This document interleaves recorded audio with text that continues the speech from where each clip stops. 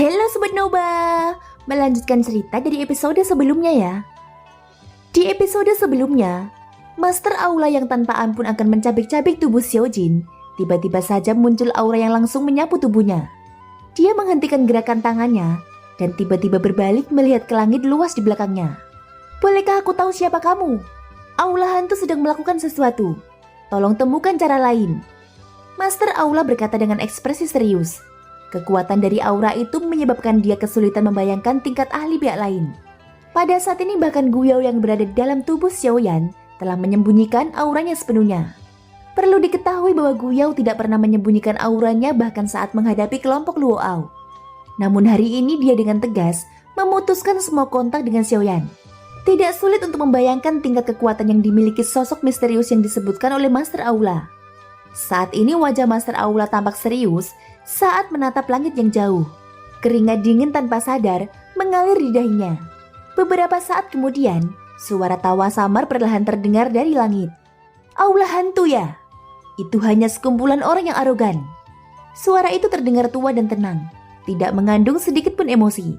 Namun hal yang menyebabkan ekspresi Master Aula berubah adalah suhu di sekitarnya langsung turun saat suara tawa itu terdengar. Begitu dinginnya, sehingga dia bisa melihat dengan jelas beberapa pecahan es halus di matanya. Melihat adegan ini, bahkan Xiaoyan tanpa sadar merasa kaget. Betapa mengerikan kekuatan orang misterius ini yang mampu mempengaruhi suhu dunia hanya dengan satu kalimat. Master Aula lalu berkata, "Siapapun kamu, kuharap kamu tidak ikut campur dalam masalah ini. Ini adalah urusan aula hantu. Orang yang tidak terkait tidak diizinkan mengganggu kami. Oleh karena itu silahkan pergi. Kalau tidak..." Master Aula berbicara sembari membawa nama aula hantu. Dia percaya bahwa dengan reputasi aula hantu di benua ini, siapapun yang mengetahuinya akan menghindarinya. Tetapi siapa sangka bahwa ancaman itu tidak hanya membuat pihak lain mundur, sebaliknya memberi jawaban yang menantang. Kalau tidak apa yang bisa kalian lakukan pada orang tua ini? Ekspresi wajah Master Aula langsung berubah. Sepertinya kamu dengan serius ingin menjadi musuh aula hantuku, ucap Master Aula utama. Apa kau benar-benar berpikir bahwa seluruh benua ini milik aula hantumu? Ucap suara misterius itu. Setelah dengusan lembut terdengar, energi tak kasat mata dengan cepat menyapu ke arah Master Aula. Sebelum Master Aula bisa menghindar, benda itu mendarat dengan keras di dadanya. Brengsek! Dengan suara geruk, Master Aula tiba-tiba mengeluarkan seteguk darah besar. Kakinya terhuyung mundur 10 langkah sebelum dia berhasil menstabilkan tubuhnya. Wajahnya dipenuhi ketakutan saat dia melihat ke langit. Aku adalah Master Aula pertama. Dengan melukaiku hari ini, kamu akan masuk daftar buruan istana hantu, ucap Master Aula. Enyalah, kau hanya seorang Master Aula cabang. Apa yang bisa kau sombongkan dari ucapanmu? Lupakan dirimu. Bahkan jika pemimpin aula hantumu yang sebenarnya ada di sini hari ini, itu tetap tidak berguna. Lelaki tua misterius itu tiba-tiba mendengus dingin. Energi tak kasat mata sekali lagi mengirimnya terbang sejauh 10.000 kaki. Wajah Master Aula langsung memerah. Setelah itu seteguk besar darah segar tanpa sadar dimuntahkan. Wajahnya yang berada di bawah topeng berubah pucat. Bagus. Kekuatanmu sangat hebat. Dan aku benar-benar tidak bisa berkata apa-apa. Aku akan mengingat kejadian hari ini. Master Aula berkata dengan serius.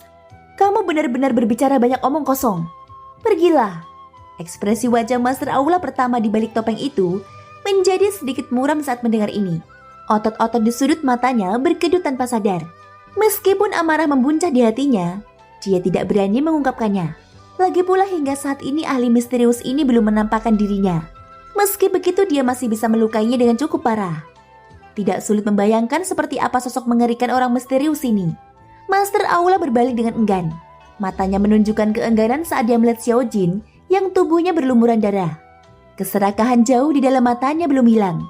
Namun karena orang di belakangnya, dia hanya punya niat tapi tidak punya nyali. Master Aula dapat dengan jelas merasakan ada sepasang mata tajam yang menatapnya dari belakang. Master Aula mengatupkan giginya. Pandangannya beralih dan langsung tertuju pada Xiaoyan yang melayang di udara di bawah. Dari sudut pandang Master Aula, alasan mengapa ahli misterius itu sangat menghargai Xiaojin mungkin karena dia telah menemukan bahwa tubuh Xiaojin tidak biasa. Sudah menjadi sifat manusia untuk memiliki hati yang tamak. Ini adalah penjelasan yang masuk akal. Namun Xiaoyan berbeda. Dia adalah manusia biasa. Selain itu dia hanya seorang bandi bintang 5. dia tidak layak mendapatkan perhatian seorang ahli. Karena itu sosok misterius ini seharusnya tidak terlalu peduli jika dia ingin membawa Xiaoyan pergi. Segera sosok Master Aula langsung turun menuju ke tempat Xiaoyan yang terluka. Ahli misterius itu tampaknya tidak punya niat untuk menghentikannya. Hal ini menyebabkan Master Aula mendesah lega dalam hatinya. Namun meskipun ahli misterius itu tidak peduli, bukan berarti Xiaojin tidak peduli dengan Xiaoyan. Melihat Xiaoyan hendak dibawa pergi, Xiaojin yang sudah terluka parah sekali lagi mulai melawan dengan keras. Tubuh Xiaojin tiba-tiba berbalik dan bergegas menuju ke arah Master Aula. Bajingan ini, dia benar-benar pantas mati. Melihat Xiaojin mulai memberontak lagi, hati Master Aula tak kuasa menahan diri untuk tidak menegang. Ia mengumpat dalam hatinya dan ingin segera pergi bersama Xiaoyan. Berhenti! Master Aula yang baru saja tiba tidak jauh dari Xiaoyan hanya bisa berhenti tanpa daya. Dia perlahan membalikkan tubuhnya. Orang tua ini tidak ingin berkata apa-apa lagi. Kau harus mengerti apa maksudku. Suara tua itu masih sangat tenang. Namun dalam ketenangan ini, ada makna tambahan yang tidak memungkinkan adanya bantahan. Aku tidak mengerti apa yang kamu maksud dengan kata-kata ini. Sebelum Master Aula bisa menyelesaikan kata-katanya, suara angin kencang yang sangat tajam tiba-tiba terdengar di langit. Pilar Doki di udara kosong melesat ke arah Master Aula dengan momentum seperti kilat. Meskipun serangan ini terlihat biasa saja, ekspresi Master Aula tiba-tiba berubah drastis. Dia tidak akan bisa memblokir serangan ini bahkan jika dia mempertaruhkan semua yang dia miliki. Junior ini mengerti. Aku akan melepaskannya sekarang. Aku akan pergi. Master Aula melepaskan tangannya dan berbalik untuk melarikan diri. Topeng di wajahnya juga telah jatuh karena ketakutan sesaat, memperlihatkan wajah tua yang dipenuhi kerutan di bawah topeng. Saat Master Aula pertama berbalik, pilar Doki juga menyentuh wajah kirinya dan dengan cepat terbang melewatinya. Angin kencang merobek separuh wajahnya hingga berlumuran darah, memperlihatkan tulang pipinya di bawah kulitnya. Bahkan separuh bola matanya terkena udara tajam. Di saat yang sama telinga kirinya dan kulit di sekitarnya juga terkoyak. Rasa sakit yang hebat hampir menutupi kesadarannya. Namun pada akhirnya Master Aula masih bertahan dengan kuat dan segera melarikan diri dari tempat ini. Baru pada saat inilah Xiaoyan akhirnya menghela nafas lega. Namun segera setelah itu ekspresi wajahnya menjadi lebih serius. Meskipun dia sudah mengusir harimau, tetapi pada saat ini masih ada singa yang lebih ganas di depannya. Jika dia tidak menangani ini dengan benar, kemungkinan besar Xiaoyan akan berada dalam bahaya yang sama. Sebelum mengetahui niat sebenarnya dari pihak lain, seseorang seharusnya tidak mudah mempercayai apapun. Bagaimanapun ini adalah sifat manusia. Hanya keuntungan yang akan menjadi alasan mengapa mereka bertindak. Kalau tidak, siapa yang akan peduli dengan hidup dan mati seorang bandi bintang 5? Setelah kepergian Master Aula, dunia kembali ke tampilan aslinya. Dan atmosfer menindas yang menyelimuti dunia juga menghilang. Xiaoyan yang berdiri di langit masih tidak menunjukkan ekspresi santai sedikit pun. Melihat Xiaojin yang sekali lagi berubah menjadi ular kecil dan melingkar di depannya, Xiaoyan mengungkapkan sedikit rasa kasihan di matanya. Dan kemarahannya mengerikan muncul di hatinya. Meskipun Xiaojin telah mengecilkan tubuhnya, luka yang dideritanya tidak berkurang sama sekali. Tubuhnya yang awalnya ditutupi sisik naga bercahaya emas telah digantikan oleh darah segar berwarna merah cerah. Banyak luka tembus menutupi seluruh tubuhnya, memberikan penampilan yang sangat menyedihkan. Sepanjang perjalanan, Xiaojin menderita luka yang tak terhitung jumlahnya karena Xiaoyan. Dan dia hampir kehilangan nyawanya setiap saat. Bagi Xiaoyan, Xiaojin bahkan bisa menyerahkan nyawanya. Tapi dia hanya bisa tak berdaya menyaksikan orang-orang yang telah melukai Xiaojin pergi dengan selamat. Hal ini membuat Xiaoyan sangat marah di dalam hatinya. Dan di saat yang sama dia membenci dirinya sendiri karena lemah. Dia awalnya berpikir bahwa setelah mencapai levelnya saat ini, dia akan mampu melindungi orang-orang yang ingin dia lindungi. Namun dia tidak menyangka bahwa dalam perjalanannya, tubuhnya akan dipenuhi luka. Dan bahkan satu-satunya kerabatnya Xiaojin tidak mampu melindunginya. Baru pada saat inilah dia benar-benar merasakan betapa lemahnya dia. Selama dia belum mencapai puncak, dia tidak akan pernah bisa menyebut dirinya ahli. Dia juga tidak akan bisa melindungi orang-orang yang dicintainya. Dengan pikiran itu, tangan Xiaoyan tak kuasa menahan gemetar dan menggenggamnya erat-erat. Dalam benaknya, wajah Jianming dan yang lainnya muncul satu persatu dan akhirnya master istana. Wajah orang-orang ini sudah terukir dalam diri benaknya. Di masa depan, selama orang-orang ini tidak mati, mereka akan menjadi mimpi buruk yang akan membelenggu Xiaoyan selama sisa hidupnya. Namun saat kemarahan di hati Xiaoyan memuncak, seorang lelaki tua berambut putih berwajah baik hati dan mengenakan jubah emas muncul di depan Xiaoyan. Begitu lelaki tua itu muncul, Xiaoyan pun segera tersadar. Ia segera mengangkat pandangannya, dan ekspresi serius perlahan muncul di wajah pucatnya. Junior Xiaoyan ini terima kasih karena senior telah menyelamatkanku, ucap Xiaoyan. Pria tua berjubah emas itu hanya tersenyum tipis menghadapi hal ini. Mata tuanya yang keruh menatap Xiaoyan dalam-dalam. Seketika mata itu menyapu Xiaojin yang berada di bahu Xiaoyan. Dia sedikit mengernyit sebelum tatapannya mendarat pada Xiaoyan. Kau tidak perlu berterima kasih pada orang tua ini. Jika kau ingin berterima kasih pada seseorang, kau harus berterima kasih pada anak kecil ini.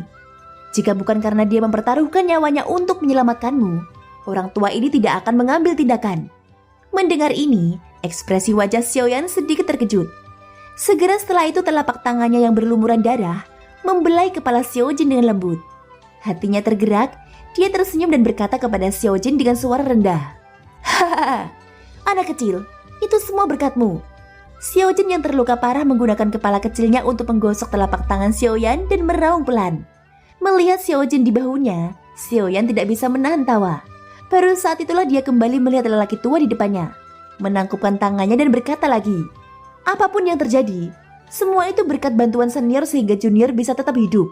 Junior benar-benar berterima kasih atas kebaikan senior, ucap Xiaoyan. Tidak perlu bersyukur. Namun ada satu hal yang ingin diambil oleh lelaki tua ini. Orang tua itu dengan lembut mengelus jenggotnya dengan satu tangan dan menatap Xiaoyan sambil tersenyum. Xiaoyan langsung mengerutkan keningnya setelah mendengar perkataan itu. Xiaoyan adalah orang yang tahu cara membalas kebaikan. Namun jika pihak lain memiliki niat buruk, dia juga tidak akan bersikap sopan. Dari mata lelaki tua berjubah emas ini, tidak sulit menebak bahwa niat lelaki tua itu adalah Xiaojin yang ada di pundaknya. Bolehkah aku tahu apa yang dimaksud senior? Xiaoyan berkata dengan serius. Orang tua ini membicarakan dia di bahu kirimu. Setelah berbicara, lelaki tua berjubah emas itu mengulurkan jarinya dan menunjuk ke arah Xiaojin. Hal ini tanpa sadar menyebabkan kemarahan keluar dari hati Xiaoyan. Saat ini Xiaojin adalah satu-satunya kerabatnya. Dia pasti tidak akan membiarkan siapapun membawanya pergi dari sisinya. Bahkan jika pihak lain adalah ahli terhebat yang telah melampaui transformasi asal, dia pasti tidak akan mengizinkannya. Segera dengan kendali pikiran Xiaoyan, Raja Utara di depannya bergerak dan menghalangi Xiaoyan dan Xiaojin di belakangnya. Di sisi lain, Xiaoyan dengan tergesa-gesa meminum beberapa pil obat tingkat Dodi untuk memulihkan luka-luka di dalam tubuhnya, serta Doki yang telah ia habiskan dalam pertempuran sebelumnya. Pada saat yang sama, Doki kecil yang telah pulih di dalam tubuhnya juga diangkat sepenuhnya oleh Xiaoyan. Gumpalan api kecil bergoyang dan naik dari permukaan tubuh Xiaoyan. Adegan ini menyebabkan keterkejutan melintas di mata lelaki tua berjubah emas itu. Hei, bocah nakal, kamu cukup berani. Kamu adalah orang pertama di seluruh benua yang membesarkan Doki di depan lelaki tua dengan kekuatan sekecil itu. Orang tua berjubah emas itu sedikit mengangkat alisnya. Dia tidak bisa menahan tawa pelan pada Xiaoyan. Nada suaranya tenang dan tidak mengandung riak sedikit pun. Meski begitu, Xiaoyan masih mengepalkan tangannya di udara. Dia mengeluarkan penguasa Suan dari cincin penyimpanannya dan memegangnya di tangannya. Baiklah, baiklah, simpan saja. Kau sudah tidak sanggup menanggung beban ini sekarang. Daripada menghabiskan seluruh kekuatanmu tanpa mengetahui keseluruhan ceritanya, mengapa kau tidak mendengarkan apa yang dikatakan lelaki tua itu? Lelaki tua ini yakin kau akan setuju untuk membiarkanku membawanya pergi, ucap lelaki tua berjubah emas itu. Alis Xiaoyan terjalin erat. Dia sedikit mengangkat penguasa Suan di tangannya dan mengarahkannya ke lelaki tua itu. Dia benar-benar tidak berani gegabah saat menghadapi orang kuat setingkat ini. Meski begitu, jika lelaki tua berjubah emas ini benar-benar memiliki niat buruk terhadap Xiaojin, kemungkinan besar dia sudah mengambil tindakan dan tidak akan membuang waktu bersamanya di sini. Karena yang terakhir percaya bahwa dia bisa meyakinkannya, dia akan mendengarkannya untuk sementara. Hal ini juga dapat dianggap sebagai penundaan selama beberapa waktu dan memungkinkan dia memulihkan beberapa Doki. Saat memikirkan hal ini, Xiaoyan akhirnya menarik api surgawi dan Doki yang keluar dari tubuhnya di depan senyum ramah lelaki tua berjubah emas itu. Karena senior mengatakan bahwa ada cerita lain di balik ini, tolong beritahu kami tentang hal itu, ucap Xiaoyan. Melihat Xiaoyan masih memasang ekspresi waspada, tetua berjubah emas itu tersenyum tipis. Setelah itu tatapannya tertuju pada Xiaojin yang berada di bahu Xiaoyan. Baru kemudian dia menatap Xiaoyan dan berkata, sebelumnya, lelaki tua ini berharap kamu bisa menyerahkannya untuk sementara waktu kepada lelaki tua ini. Si kecil ini terluka parah. Jika terus seperti ini, tidak akan baik untuknya, ucap lelaki tua itu. Setelah mendengar perkataan tetua itu, Xiaoyan langsung tersadar. Ia menatap Xiaojin di bahunya. Luka Xiaojin terlalu serius, bahkan dengan bantuan pil obat tingkat Dodi, tidak akan banyak berguna dalam waktu singkat. Melihat Xiaojin di bahunya dan kemudian melihat ke arah tetua berjubah emas yang telah mengulurkan tangannya, Xiaoyan masih tidak berani mempercayakan Xiaojin kepada tetua itu. Tetua berjubah emas sedikit mengernyit. Tatapannya juga dipenuhi kekhawatiran saat dia melihat ke arah Xiaojin. Setelah ragu-ragu sejenak, dia menghela nafas pelan dan mengalihkan pandangannya kembali ke Xiaoyan. Dia menghela nafas dan berkata, "Baiklah, karena kamu tidak percaya pada orang tua ini tidak keberatan. Namun luka-luka anak kecil ini memang perlu diobati tepat waktu. Jika tidak, kemungkinan besar itu akan berdampak besar pada fondasinya. Dilihat dari auramu, kamu seharusnya seorang alkemis. Bagaimana dengan ini? Orang tua ini punya pil nirvana di sini. Aku akan memberikannya kepadamu terlebih dahulu. Jika kamu mempercayainya, yang terbaik adalah memberinya. Jika kamu tidak mempercayainya, maka luka-lukanya hanya bisa dikesampingkan untuk sementara," ucap lelaki tua itu. Setelah selesai berbicara, tetua itu melambaikan tangannya dengan lembut. Seberkas cahaya langsung melesat ke arah Xiaoyan. Xiaoyan ragu sejenak sebelum menerimanya di tangannya. Membuka telapak tangannya, sebuah botol giok bertatahkan bola emas tergeletak di telapak tangannya. Setelah itu Xiaoyan perlahan membuka mulut botol giok. Aroma obat yang kuat segera muncul dari dalam seperti awan. Di bawah tatapan Xiaoyan, aroma itu tiba-tiba berubah menjadi demoponik sebelum menyebar ke segala arah. Dia tidak pernah berpikir bahwa pil obat ini benar-benar ajaib. Aroma obat yang kental sebenarnya mampu berubah menjadi demoponik. Poin ini saja sudah cukup untuk membuktikan bahwa pil obat dalam botol giok sangat luar biasa. Selain itu, dari aroma obat yang kaya ini, Xiaoyan dapat menebak di dalam hatinya bahwa kualitas pil obat ini kemungkinan besar melebihi pengetahuannya saat ini. Xiaoyan membuka telapak tangannya dan dengan hati-hati menuangkan pil obat dalam botol giok ke telapak tangannya. Saat pil obat masuk ke tangannya, perasaan hangat yang samar segera menyebar. Xiaoyan memusatkan pandangannya dan melihat pil obat emas yang tergeletak di telapak tangannya. Samar-samar Xiaoyan bisa merasakan kekuatan obat yang kaya di dalam pil obat. Di permukaan pil obat emas itu, ada area merah tua. Xiaoyan mengamatinya dengan seksama. Bentuk area merah tua ini kebetulan adalah bentuk demoponik. Selain itu, saat cahaya merah tua perlahan beredar di atasnya, sepasang sayap itu benar-benar tampak mengepak, menyebabkan Xiaoyan memiliki ilusi aneh. Di bawah pemeriksaan cermat Xiaoyan, dia sepertinya merasakan jejak aura familiar dari pil obat ini. Garis keturunan demoponik. Ini adalah garis keturunan demoponik dari suku Heaven demoponik. Pada saat ini ekspresi di mata Xiaoyan tiba-tiba membeku. Wajah pucatnya tidak dapat menahan diri untuk tidak mengungkapkan keterkejutan yang dalam. Sulit untuk membayangkan bahwa pil obat di depannya benar-benar mengandung kekuatan garis keturunan suku Heaven demoponik. Perlu diketahui bahwa sebagai eksistensi tertinggi di dunia binatang ajaib, suku Heaven demoponik juga berdiri di puncak benua, bahkan di benua Yuanwu. Xiaoyan juga paham betul tentang aturan suku Heaven demoponik. Mereka memiliki persyaratan ketat untuk garis keturunan dan mayat anggota suku mereka. Siapapun yang bukan anggota suku Heaven demoponik yang memperoleh garis keturunan demoponik akan dicatat dalam daftar hitam. Namun tetua berjubah emas di hadapannya benar-benar mampu memurnikannya menjadi pil obat. Berdasarkan hal ini, identitas sebenarnya dari tetua di hadapannya kemungkinan besar jauh melampaui imajinasi Xiaoyan. Ketika melihat ekspresi terkejut di wajah Xiaoyan, tetua berjubah emas itu membuka sudut mulutnya dan memperlihatkan senyum bangga. Seolah-olah dia sama sekali tidak peduli dengan garis keturunan demoponik dalam pil obat ini. Setelah menarik pikirannya, Xiaoyan tidak ragu-ragu lagi dan cepat-cepat memberikan pil obat di tangannya kepada Xiaojin. Meskipun pil nirvana ini memiliki tingkatan yang tinggi, Xiaoyan menemukan bahwa khasiat obatnya sangat lembut. Kekuatan liar dan ganas dari garis keturunan demoponik juga ditekan oleh garis keturunan lainnya. Hal ini menyebabkan mata Xiaoyan berkedip. Setelah Xiaojin menelan pil obat itu, cahaya keemasan samar segera keluar dari tubuhnya dan melingkupi tubuh Xiaojin yang berlumuran darah. Segera Xiaoyan dengan jelas melihat bahwa luka di tubuh Xiaojin pulih dengan kecepatan yang terlihat oleh mata telanjang. Xiaoyan sekali lagi mengangkat kepalanya dan melihat ke arah lelaki tua berjubah emas itu. Kali ini wajah Xiaoyan tidak lagi seserius sebelumnya. Pihak lain dengan tulus ingin menyelamatkan Xiaojin dan tidak memiliki motif tersembunyi. Ini sudah cukup bagi Xiaoyan untuk memperlakukannya dengan hormat. Xiaoyan menangkupkan kedua tangannya dan membungkuk kepada lelaki tua itu. Namun ketika lelaki tua itu mengangguk dan tersenyum, Xiaoyan mengangkat pandangannya Kedua matanya terfokus pada lelaki tua itu. Dia segera membuka mulutnya dan berbicara dengan suara serius. Tetua, jika tebakanku benar, Tetua seharusnya anggota suku naga Void kuno kan? Ucap Xiaoyan. Ekspresi lelaki tua berjubah emas di seberang Xiaoyan tanpa sadar terkejut setelah kata-katanya terdengar. Segera dia membuka mulutnya dan tertawa dengan sikap acuh tak acuh. Sepasang mata tua yang keruh menatap Xiaoyan. Keduanya saling bertukar pandang dan memiliki pemahaman diam-diam. Thank you guys sudah mendengarkan ceritaku di episode kali ini sampai akhir. Ikutin terus kelanjutan episode-episode berikutnya ya. Semoga hari kalian menyenangkan. Sampai jumpa dan bye-bye.